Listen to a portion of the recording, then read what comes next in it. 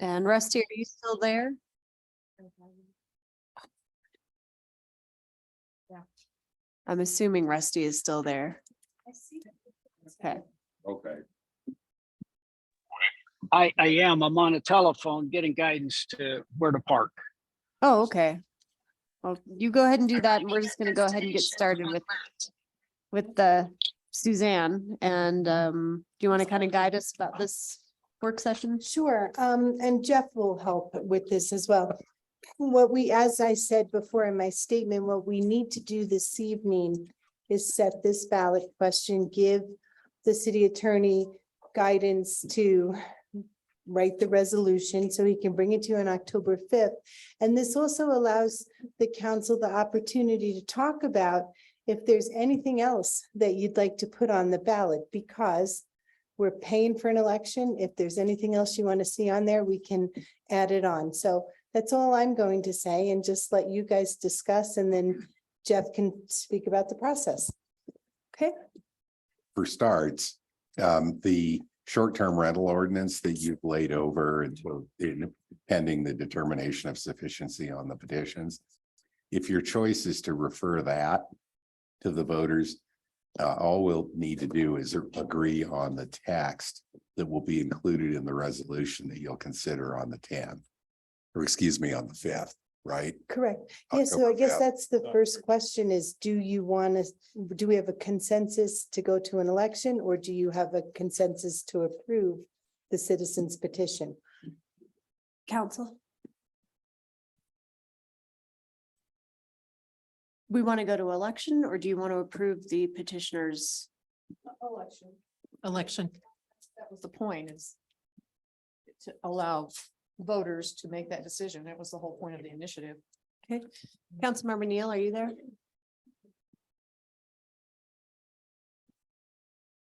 Councilmember Neal is trying to figure out where he's going. He'll be right back.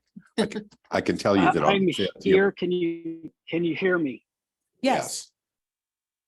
Okay. Were you able to hear the question? I did not hear the question. I was discussing it with my navigator. Okay. Jeff, I'm gonna let you repeat the Okay. question. on the 5th, you'll be presented, as the law requires, with a copy of the initiated proposal, which you will have the opportunity to adopt then as an emergency ordinance. Assuming that that doesn't occur, your other obligation then is to refer the matter to the voters. You'll be presented with a resolution that will do two things. It will set a special election for December 12th, and it will direct the clerk to present the matter to the voters at that election. Once that measure is approved, you may refer, you will be considering other resolutions. And if 4 votes are secured on any of those resolutions, those matters will also go to the voters. Okay. Tonight's process is to decide whether you want that short-term rental ordinance to be, whether you want me to draft up a resolution for that, whether there are any changes you want to make to it that I should make before drafting up the resolution, and then whether there are any other issues that you want to send to the ballot. Is that right, Suzanne? Did I forget anything? Nope, you got it. Okay, Rusty, did you catch that? I did this time. Okay, very good. So Carol had said, go to the ballot. I believe Councilmember Case said, go to the ballot. Do you want the petitioner's ordinance to go to the ballot? And that was my assumption, Hillary, is that we were talking first about the citizens initiative. Yeah. Yeah, we're just talking about the citizens initiative at the moment, Rusty. And the Yeah. difference between doing it by resolution versus ordinance. Could you explain that? Certainly, the charter requires that a special election be called by resolution. Okay. So we just went ahead and directed that Suzanne place the initiated measure before the electorate in that same resolution. By the way, in the resolution, we'll also be setting the ballot title for that measure. Okay, thank you. Okay. And then, And that referral is basically ministerial for you all. Under the law, you must either adopt the ordinance as proposed by petitioners or refer it to the voters. So I think there's consensus to refer it to the voters. And I'll have a resolution for you on the 5th to that effect. Well, I just want to say that it would be great if council would listen to the citizens and approve their ordinance. However, given the temperament that I see on council, I think that it's safer for the citizens to go to the ballot than it is to have council pass it as a resolution or pass it as an ordinance and then have the ability to fiddle with it. Whereas if it goes to the citizens by vote, then we can't fiddle with it for 2 years. We can't one? You can't fiddle with it for 2 years anyway. No. We can't If, fiddle. Jeff, if we passed it as a Oh. resolution, As an ordinance. as an ordinance, the way it's written right now, could we amend it within the 2 years? I believe so. I know that if it's passed by the Right. voters. We cannot do anything to can't it do for 2 anything years with it. substantively. Right. Right, okay, Correct. Council can amend an ordinance at any time. that it passes. Yes, Right, unless it's voted Right. on. I just by the- wasn't, with this one, I wasn't sure Nope. because the Same citizens thing. petitioned it first, so that was my, okay. Robin's been reading his charter. So anyway, just want to say to the citizens that I think it's in their best interest that this go to an election as opposed to council taking this and just passing it. That I just want to say that in this fray of this conversation. I concur. Okay.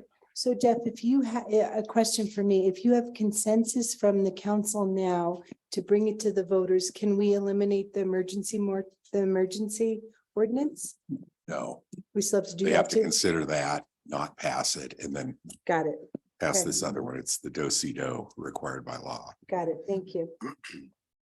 And then I think that there's also interest in putting the tabled ordinance on the ballot as well. Yes. Yes. So my question would be, or comment would be, we're not comparing apples to apples or oranges to oranges. If you do 1455 as written, it would make more sense if you removed the Title V, because then you're comparing apples to apples and there's no confusion. Which is why we brought up 1459 for that very simple reason, to just make this so simple for everybody. It clears the deck. And so, I mean, you could put 1455 on, but I think it would also be good to put 1459 on as well, because it would make it a complete package. Otherwise, we're gonna enter into the new year with all sorts of unfinished business. Well, I think we just passed a moratorium extension to be able to do the work we need to do based on the outcome of the special election. So I don't see that there's a rush, and I will not approve an ordinance that has not been reviewed by legal. It's law, and legal needs to be review it before the council considers it. Everything you put on the ballot's going to be reviewed by you anyway, isn't I'm it, talking Jeff? about 1459. I'm It was talking to not Jeff approved. about putting it on, if it was to go on the ballot, That's right. you would review it. We would review it. Yeah, right, exactly. Yeah.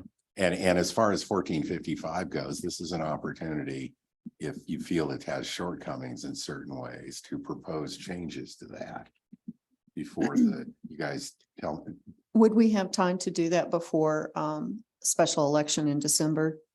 1455 was tabled Right. to a date certain. At that consideration, we could then also consider the addition of the language from 1459 Well, and add it to 1455 as the second ballot initiative. So 1455 is coming back to council.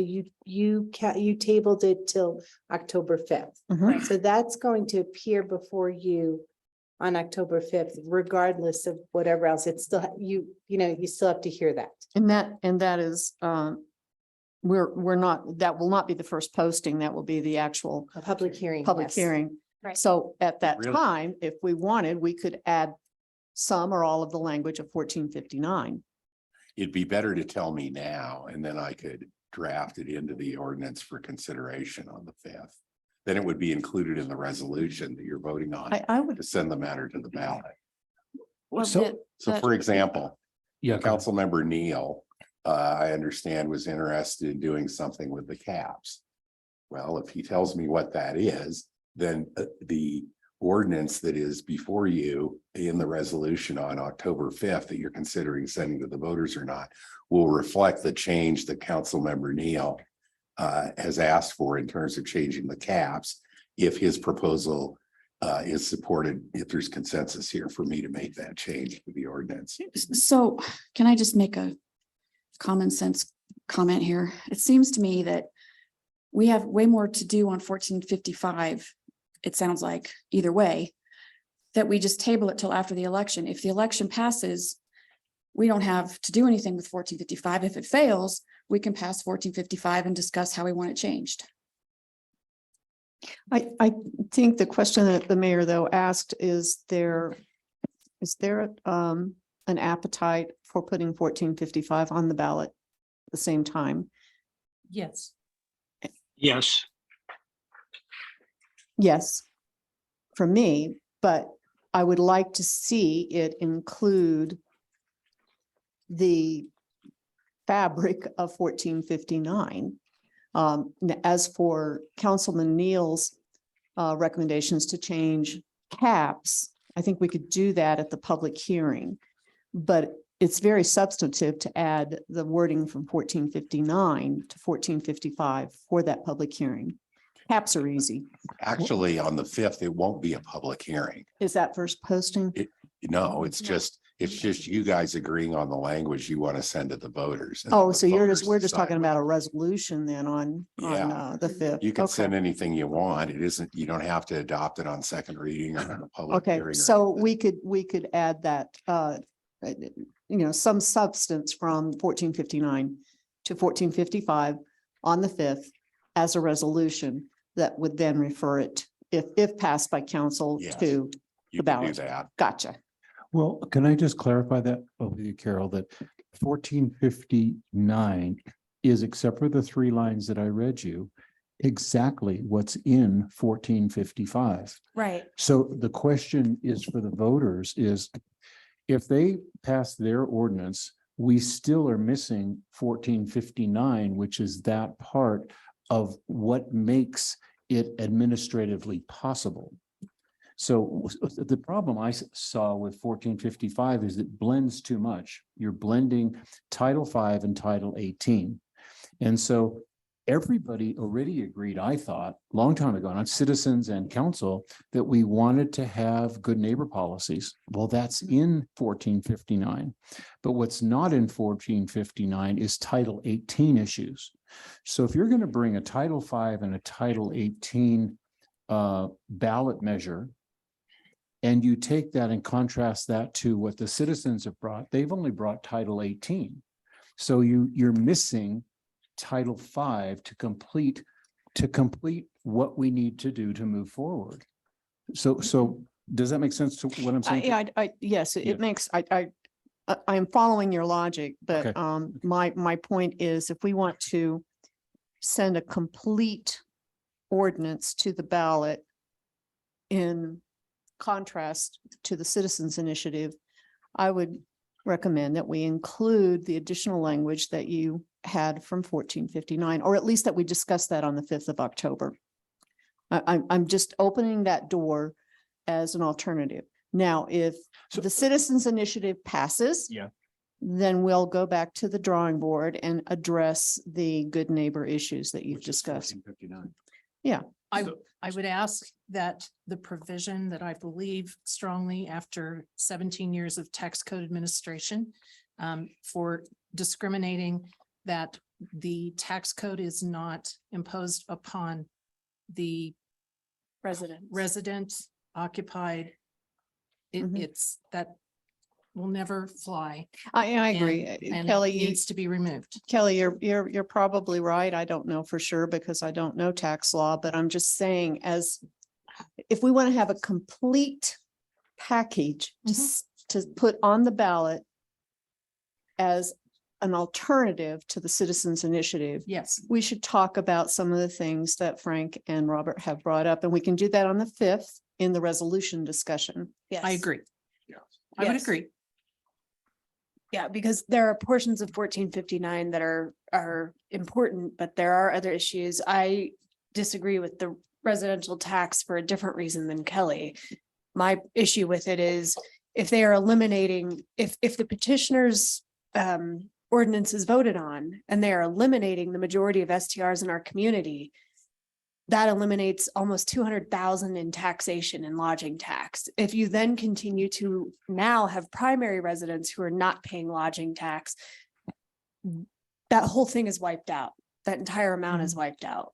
So I have a concern with that. So, That's, and I know, and you I wanna know go for a a different- fact that the lodging tax from those is around 290,000 annually.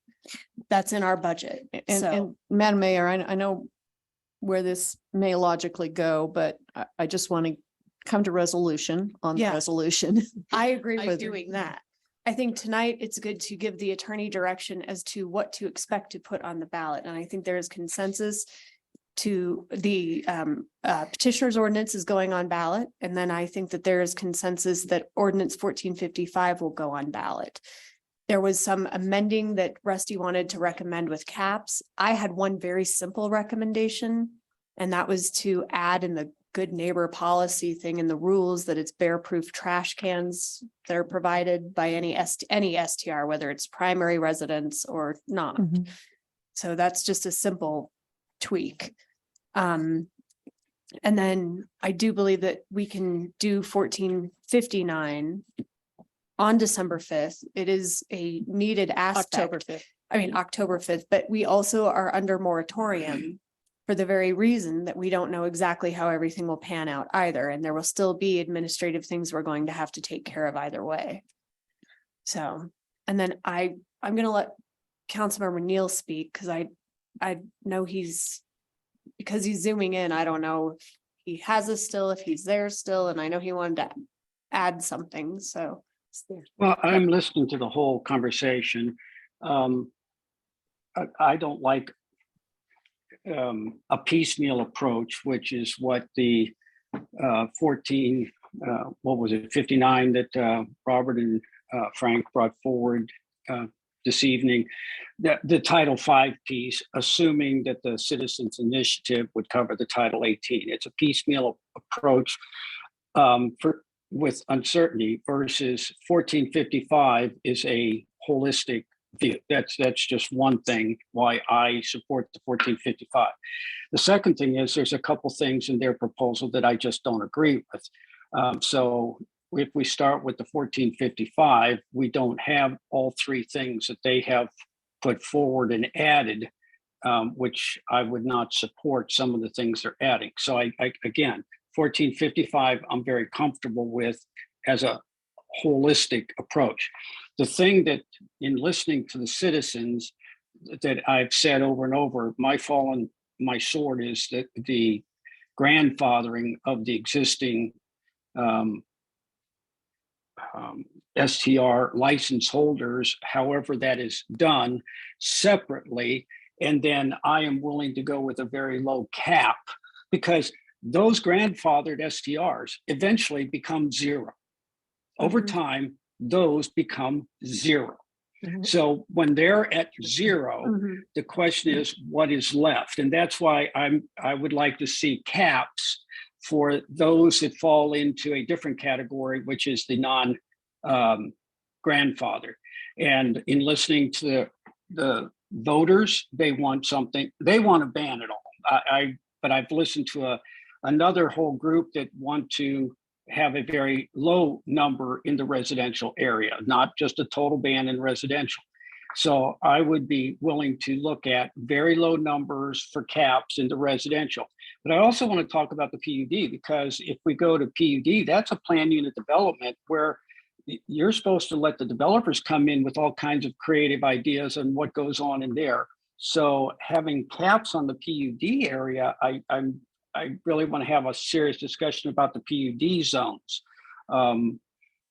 They should be treated separately from the SR and you are. I think there's some willingness to go to zero on multifamily because we had targeted those areas for attainable housing. And I think that is a good place for it. The commercial numbers uncapped, but then we need to separate SRUR, which is the true residential, from the PUD, which is planned unit development, where a developer comes in and says, hey, I want to put lodges and I want to put apartments and it's a PUD. It's a different category than SR and UR. So I just would like to see some caps discussed, low caps for the residential areas, and then grandfather, and that become the 1455. That's what I'm hoping to get 4 council members to agree with some numbers in that type of an approach. Rusty, I'm struggling with your holistic approach. Because the Citizens Initiative is not saying no STRs. The Citizens Initiative is very clearly saying no STRs in residential zones. You can have as many STRs as possible in commercial, and that would actually help our businesses. So I think that your reflection of understanding what the citizens are bringing forth is, there's something with your holistic part you're missing with their part of this. Well, I tend to disagree with you. I think the citizens don't understand the holistic of their own initiative. I don't think very many of them have, Robert, you can laugh, but Okay, I think you the whole yourself point didn't is that realize that You're just gonna have to you're, agree to disagree. So. yeah, But, where we are tonight, though, Madam Mayor. All right, I'm gonna call for order, Thank you. Madam Mayor. Councilmember Harvey. Our mission tonight is to determine, first, to make the recommendation to the attorney to prepare a resolution to put the Citizens Initiative on the ballot. Correct. We have consensus, though obviously there is division in the council, but we do have consensus by majority vote to have a second resolution, and that would be using 1455. Correct. We're going to discuss 1455 on the 5th of October. Correct. At that time, we can then talk about tweaking 1455. And if that's to include Councilman Neal's recommendation for lower caps or to add bear-proof trash cans, that's when we do it. Tonight, our objective is to give our attorney enough guidance to come up with 2 resolutions for us to review. Yes, and I think that our city attorney was hoping if there was exorbitant details that he would be able to have that ahead of Mhm. time, to have that prepared, but I don't believe that there is. No, I don't So- think so. Right. So, and then I just wanted to ask too, I don't know if I can have consensus for this or not, though, of some type of straw poll, since this will with the what do I want to say? The Citizens Initiative. Citizens Initiative, and with the potential impact it has, if we could have a straw poll from the citizens regarding where if we have if we lose revenue, where they would prefer us to take finances from. Well, Meaning may I- expenditure cuts. Yeah, expenditure cuts. That's where I That's think that logic breaks down, because if there is the go-ahead, well, there is already the go-ahead for short-term rentals in commercial zones, because that's the zoning for them. So if we have an That is increase. in your opinion that is the zoning for them. You keep saying It's on the that table, that it's on the table is. of uses. It's It not- is, but it is a difference of opinion. Well, I'm just saying revenue wise, I'm just addressing your Sure. concerns about revenue. So you're saying All that if the STRs Citizens currently Initiative, pay, all STRs currently pay lodging tax. And sales tax, if half of them are wiped out, that wipes out revenue. We don't know how much it will be. No, but So- how much is it? I've So asked I'm over and over asking- what it is for a full-time resident. Our taxes, what we pay. And we still don't have that answer, but it appears we can have the answer with the short-term rentals.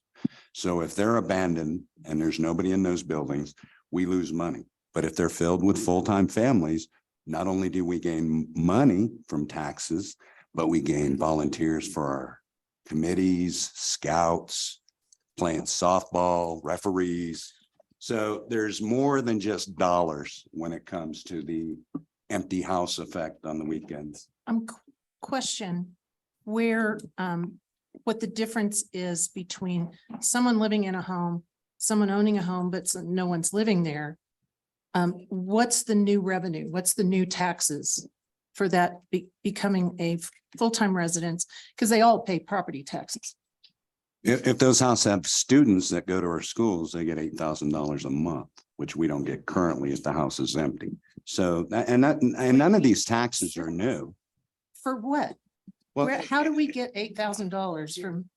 I'm sorry, you're From who? from the state.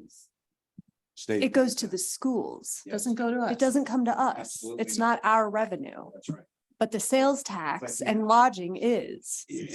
So anyways, I'm asking if I have any consensus for a straw poll like that. No, Never mind. I think the citizens have spoken with a straw poll. Hillary, I would support that. I support Are you you. broadcasting this? Hillary, Yes. I'm gonna say no on that.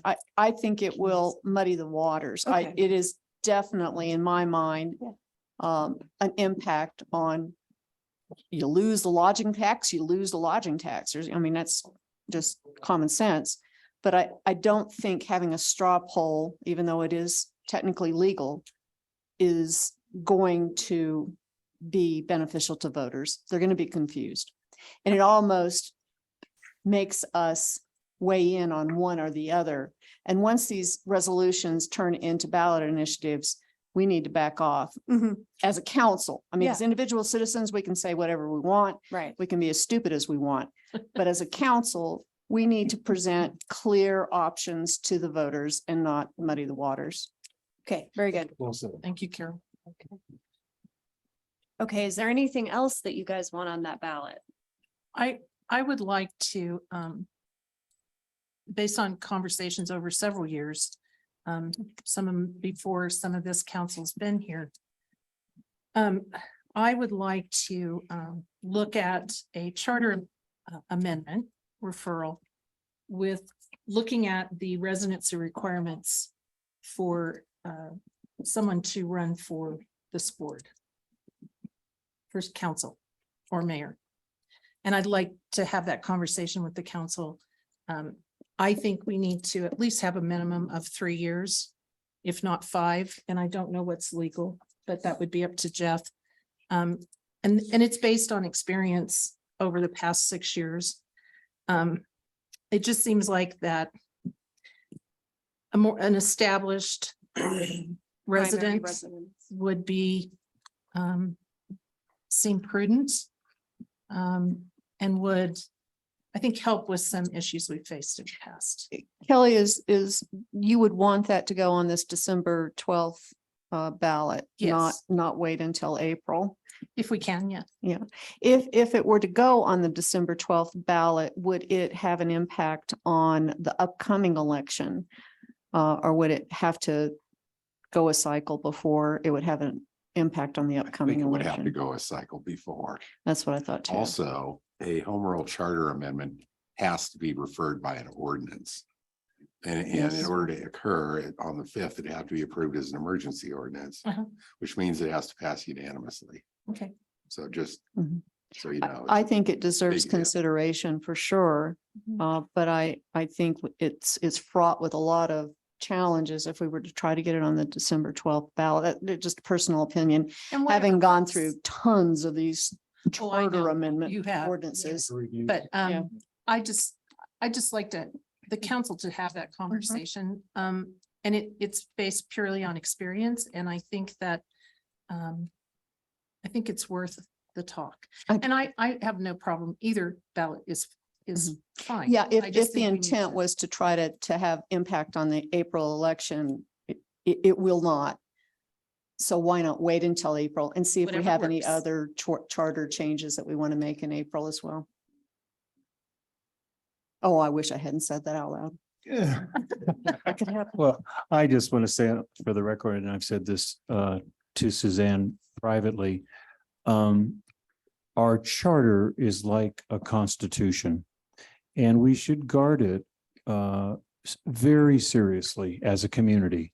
Because if we think every 2 years we go in and we're going to fiddle with it, we're going to fiddle with it, we're going to fiddle with it, we lose a lot of its strength. And so I'm not in favor of constantly having these charter reviews every time we have an election come up at all. And I really think that we should look at it seriously, whether it's even with how important they are. It was very, there's a lot of confusion around charter changes. And then when they come onto the ballot, the languaging is not clear. And deep set things that have established the fiber of the community get changed in every 2 years. And I don't think that's very wise personally. Robert, you and I don't always agree on a lot of things, but this happens to be one that I do support you. I think charter changes has got to be so much more deliberate and infrequent than ordinance proposals and changes. So Robert, I agree with what you're saying very strongly. Just so you know. Well, I'll give my consensus with Carol and Kelly. We should at least have a discussion. Thank you, Kathy. It can definitely be something that's brought to the agenda. So for a discussion. And so, Yeah, I think it starts. Unfortunately, putting this back on Jeff's shoulders is, you know, is it possible? I mean, is it gonna, the state statute says 1 year's residency. Is it possible? And are there other communities that have exceeded that 1 year residency requirement? My research tells me no, but that doesn't mean we can't do what we want to do if it's legal. That's exactly what I'm going to be looking into. At some point, durational residency requirements interfere with the constitutional right to travel. So, but it's where's the line? And that's what I have to figure out. Everybody goes with 1 year durational residency now. That's the state law. Can we do more? I don't know, but I will tell you after I research it. so that Thank you is for looking. not a current ballot issue. So is there anything else? To vote. To vote, right? Yeah, we're talking about to run for office. Yeah. Is there any other issue for this ballot? I'm seeing none from my council in person. Councilmember Neal, anything else? No, I think this has been a very good discussion. Did you make it to your destination safely? About 5 minutes ago. Yes. Did you tag Very it and good. bag it? All right, very good. Say again, Robert. I said, did you tag it and bag it? Carry on completely. And- okay. You don't Suzanne have would to like answer. to say but- something. Well, I just want clarity. I want- Yes, So to recap, and you know, we don't take minutes during a work session. right. But just to recap what I hear, we're tasking the city attorney. I want to be real clear because this needs to be correct Right. for October 5th. We're tasking the city attorney to bring an emergency ordinance to council to approve the citizens petition, to bring a resolution to council to put the citizens petition on the ballot, and then to bring a resolution to council for 1455 with tweaking for a ballot question. Correct. Okay.